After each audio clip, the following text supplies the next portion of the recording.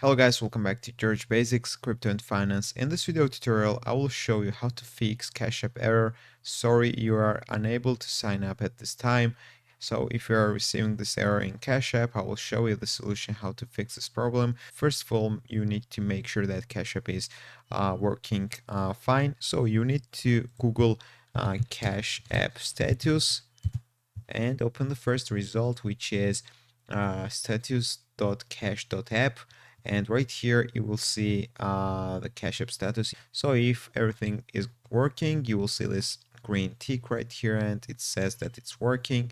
If there will be some issue, it will be red or orange, guys. So if everything is in green, that means Cash App is working correctly. And now you can do another thing, guys. For that, you need to use your desktop version.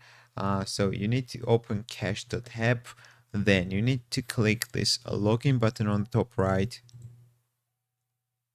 Then click create an account, and you need to scan this QR code and try to create an account. That's all I wanted to show you. If this is helpful for you, don't forget to click the like buttons and don't forget to subscribe.